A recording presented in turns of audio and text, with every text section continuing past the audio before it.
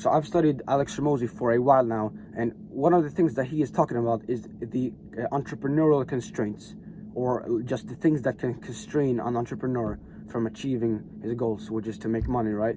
And this doesn't apply just for entrepreneurship, but for dating, and for getting jacked in the fucking gym. It's for everything, for your mindset, for everything, right?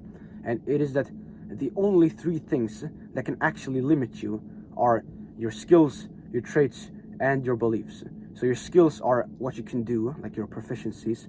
For example, I can do boxing or some shit, right?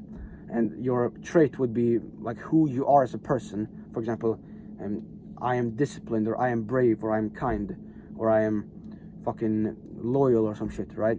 Those would be traits, things that describe you as a person. And then beliefs are how you view the world, right? Your statements of perceived truth, what you think about the world, like what let me actually fix this shit. Yeah, like that. So like, what do you believe about the world to be true, and what do you believe about the world that isn't true, right? Like, what do you like, and what about the world that is true do you refuse to believe, right? So, but the thing that Alex Hormozi was talking about recently is that traits are actually just skills.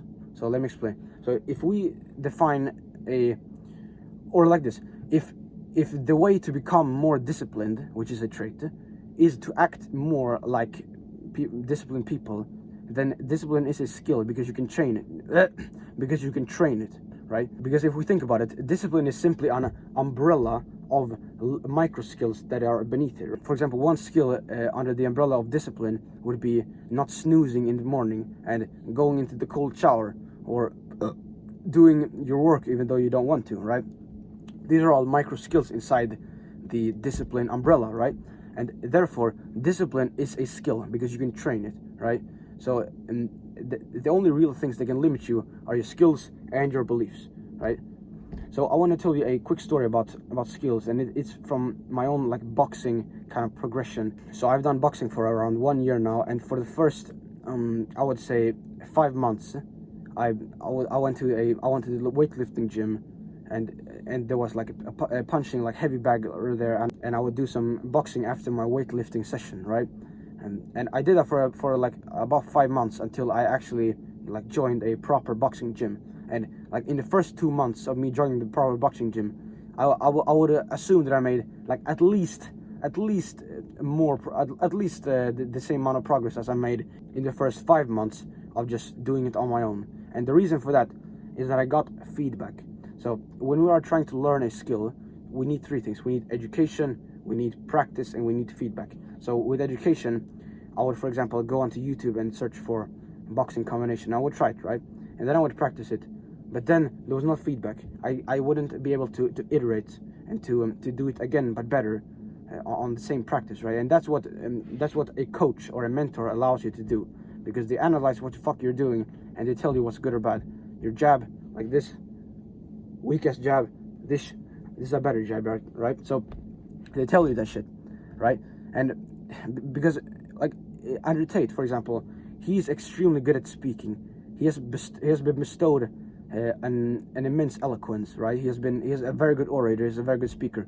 And one guy in his network, like fucking the War Room or some shit, he was 42 and Andrew was 36, and he asked him about, like, bro, how the fuck are you so good at speaking? I've been speaking longer than you, bro. And Andrew said that he because he's older, right? He's 42, Andrew's 36. He's been speaking longer, but Andrew said that he had watched himself, like watched himself when he was talking. Like, for example, his podcast, he would watch them 15 times and identify every single possible mistake that he made, and then try to improve on that, because it's the feedback that is the multiplier to your kind of your progress when it comes to any skill, right? Like, imagine if you, with everything you do, for example, in the gym, imagine if you and fucking, I don't know, some fucking Ronnie Coleman or some other guy, some Chris Bumstead, imagine if you and C-Bum were in the gym together, and every single time you made a mistake when it comes to form, when it comes to workout routine, everything, diet, he corrected you. Like, imagine the progress you would make, right? And that's why, if you can, I think you should pay for knowledge, right? And because if you can pay someone who has done the thing that you want to do to tell you exactly what he would do if he were in your situation, then that is going to be extremely, extremely valuable. And let me explain why. So when you pay for knowledge from someone, you're not paying for the actual knowledge. Because if you did something for 100 years, then you would figure everything out by yourself, like either way. But you're not paying for the knowledge, you're paying for the time it takes to acquire the knowledge. So you can either, like, you're gonna pay for the knowledge, like either way, but you're either gonna do it with your time or your money. The difference is that your time is capped, your money is not capped. You can get as much money as you fucking want, right? You're never gonna get more time. So that's why, in my opinion, you want to be paying people to tell you what the fuck to do in your current situation, because it's gonna skyrocket your whole learning experience, right? But if you cannot pay for knowledge, if you're fucking brokey, like myself to a certain extent, then you can watch yourself and then give feedback onto yourself, right? So for example, with this video, I'm gonna re-watch this video later and see every single mistake that I made and try to iterate and improve on the shit, right? And that's the same with boxing. But I'm not the one doing it. My boxing coach is, right? So he's watching me do shadow boxing or sparring or whatever, and he tells me, bro, you gotta keep the right hand up when you're fucking jabbing. You don't want to go like this when you're jabbing, right? You want to keep the right hand up. So, and that's essentially what's gonna skyrocket the fuck out of your fucking learning, out of your acquisition of skills, right? Now, when it comes to beliefs, one of the absolute most strongest kind of levers that we can pull when we're trying to upgrade our beliefs is to see something that we previously thought was impossible happen in front of our eyes. So a prime example of this is the guy called Roger Bannister. So I'm not sure, I think it was in the 1920s or some shit, 1930s. People, they thought it was impossible to run a mile in 4 minutes, right? They thought it was like physically impossible. But then when Roger Bannister actually did it and ran it, I think it was like 3 minutes 59 seconds and some bullshit, right? Like that, 3 minutes 59 seconds, right?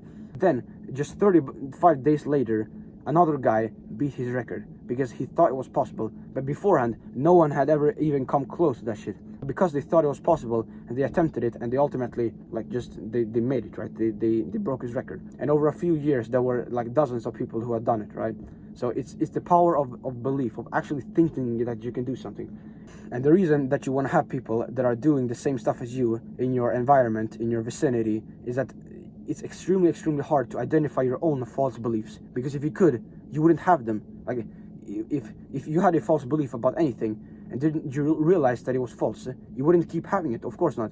And that's the difference between skills and beliefs. You're not going to be able to identify your own beliefs, most likely, at least the majority of the times, right?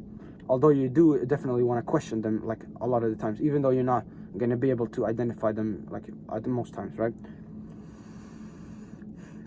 So if you can invest in communities, masterminds, or mentorships of any kind, right? Because those people are going to be able to speak into your life and identify both the belief deficiencies and the skill deficiencies of yours, that you have, that is ultimately limiting your growth or your business's growth or whatever, right?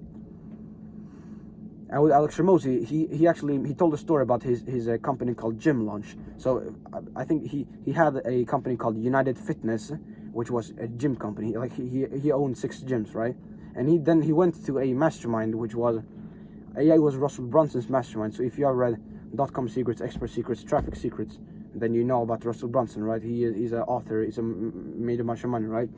And he went to his mastermind, which is just a bunch of people, like high-level people, paying tens of thousands of dollars to get into a kind of networking circle where they all meet up in a seminar, and they discuss with each other, right? A mastermind, business mastermind. And Alex Hormozi, he went up on stage, like everyone. It was his turn, right? He went up on stage, and he described his business model to everyone when it comes to how he opened gyms and how he delivered everything. But Russell Brunson, what he said to him was this: Alex, I don't think you should be in the gym business. I think that you should be teaching gyms what you just walked us through right now, your whole business model, right?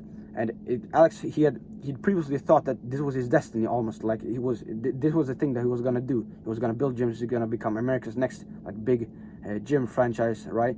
But what Russell then said to him was that he's got a level 10 skill set, but a level 2 opportunity. Because Russell thought that Alex could make so much fucking more money in a different opportunity vehicle, like in a different kind of business model overall, right?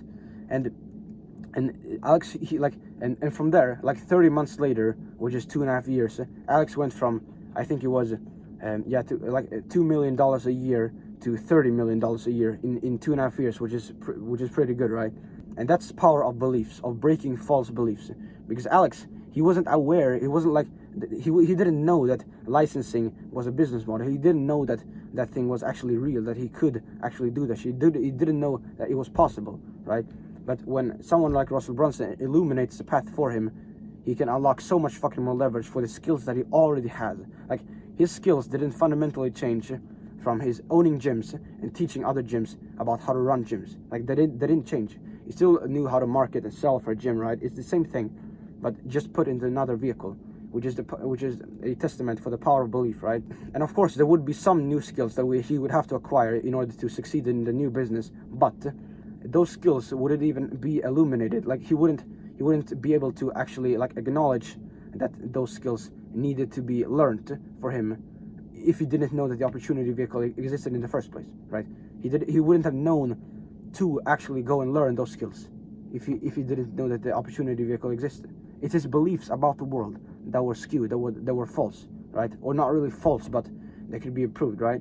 So that's essentially it, man. You want to have people that are further ahead than you in the journey speak directly onto your situation about your life, and tell them, like, and have them identify your skill deficiencies and your fucking belief deficiencies, right? And you want to be constantly questioning your own beliefs, like, is this actually a real reason, or could I actually do it, or is it just fear of judgment from others, right? And then you also want to be like, if you can't pay for other people to do it, then you want to be feedbacking yourself on the stuff that you do, because like, you can actually go pretty far with that shit, but ultimately you do want to like pay people who have come farther in the journey, right? So that's it, man.